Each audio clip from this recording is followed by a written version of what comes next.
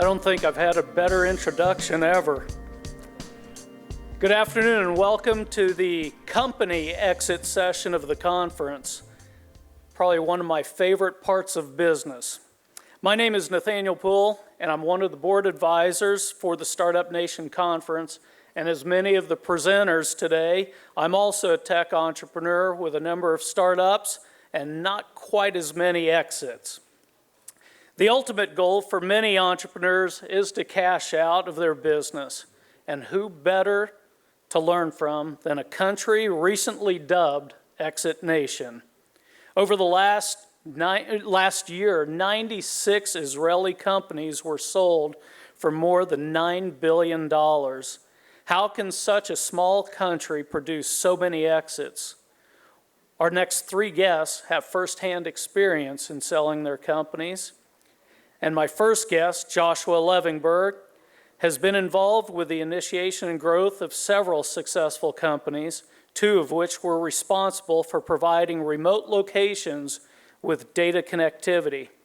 Joshua co-founded Gilat Satellite Networks in 1987 and served as their executive VP for corporate business development. Gilat introduced new technology that connected rural communities with high-speed data and today is an industry leader. While at Gilat, Joshua founded Global Village Telecom, which was later acquired by Vivendi and then sold again to Telefonica for $9 billion, making it one of the largest exits of any Israeli-founded company to date. Please give a warm welcome to our first guest and my friend, Joshua Levinberg.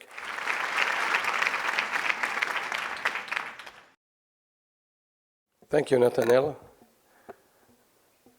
I'm glad to be here, and thank you for having me. It's a fantastic opportunity. And I'm actually overwhelmed by seeing so many people in Miami taking interest in our small Israeli high-tech community, so thank you very much.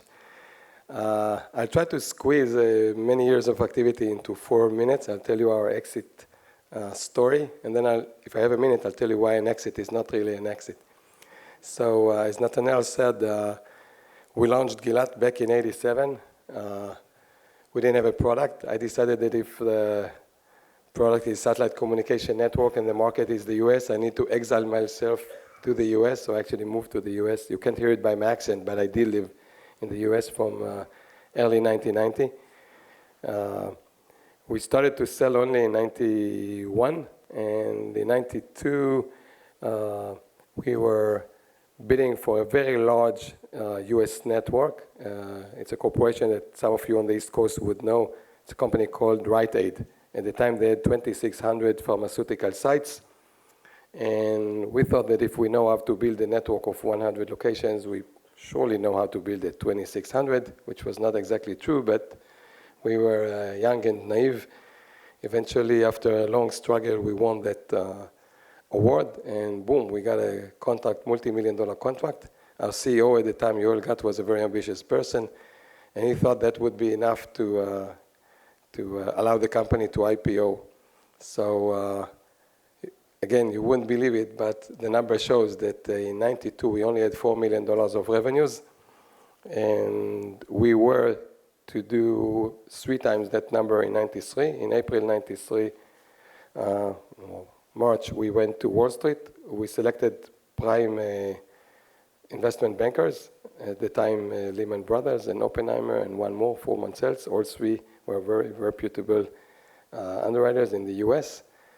I was the only founder who lives in the US, so I escort the process very closely.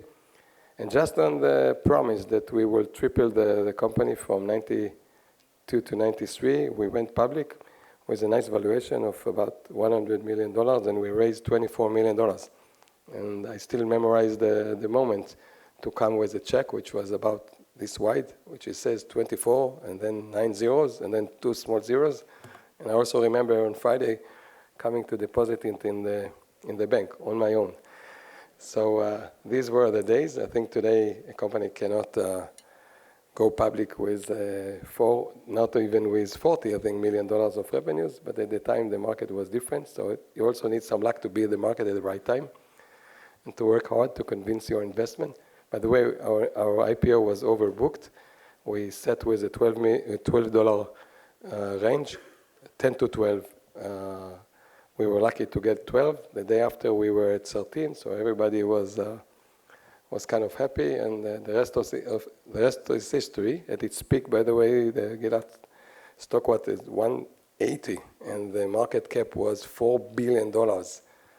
If I wouldn't be there, I wouldn't believe it is true, but it is true.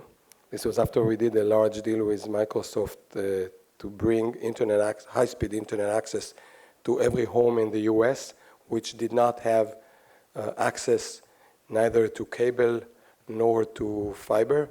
So the Wall Street was excited about the fact that big Microsoft is behind small Gilat, and they gave us that kind of valuation. Unfortunately, in the year 2000, when the internet bubble collapsed, those dreams became in the air, and we kind of moved back to reality. So that's in a nutshell, like in 2 minutes, our exit. But I can tell you that for many people, an exit is not really an exit. For us, it was the beginning of new era of hard work, try to fulfill our commitment to Wall Street, and indeed we did, by the way. The year after, we quadrupled the company, primarily based on the Rite Aid contract. Then we won a contract here in this area. We won a large contract to link together 1,100 sites of Winn-Dixie. If you talk to somebody in Boston, they don't even know who the Winn-Dixie is, right? But if you are in the South, you know. So we also built a private network for Winn-Dixie. We built a company ever since. In its peak, the company had 2,000 people and a turnover of $250 million, and it still has about 1,500 employees and about over $200 million.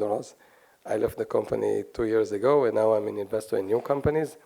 And I try to explain them that an exit is unnecessarily an exit when you IPO, because you still need to work hard and honor the commitment that you've made to Wall Street. And also, if you want to look at the details, if you're an entrepreneur and you think the IPO is your exit, you are precluded from selling your stock for 6 months or 1 year, depends on the agreement of the underwriters. And the road is a new road. You have 24 million in the bank, so it's a little bit easier, but it's always hard, and it's always ups and downs, as I described to you in a nutshell. That's about it, about our story, and we hope to invest in new companies in Israel that will show them, or will help them, we can show them, we can help them to reach to the level of being a very large international company that we created. And one more anecdote that I think Nathaniel has mentioned. I didn't remember it when I came to Miami, but actually 15 years ago I established a company here in Miami called Global Village Telecom. I was the founder of Global Village Telecom as a spin-off of Gilat, so it was a part of my job, not as an individual. And later on, this company built large operations in Peru, Colombia, and the biggest one was in Brazil, and as been said, got sold to Vivendi for $4 billion. When people hear this story, they ask me if I kept my shares. I didn't keep my shares. I was back to Gilat, working hard for another 10 years, but at least I'm proud that it brought, so I didn't make money out of it, but my investors did, and I'm proud of creating this company. I only did the initiation, and after 2 years I came back to Gilat. But this company got sold to Telefonica last year for $9.1 billion, and the guy who was running it was my right-hand man, Amos Genish, one out of 12 sisters and brothers in a poor neighborhood of Netanya, running today a company with 110,000 people. There's no Israeli executive other than our chief of staff that is running 110,000 people as a staff. So that's kind of, in a nutshell, my experience. And we are looking to share, my brother, by the way, is a co-founder of Gilat, the CEO and chairman, and both of us are looking to share our experience with new startups. Thank you very much.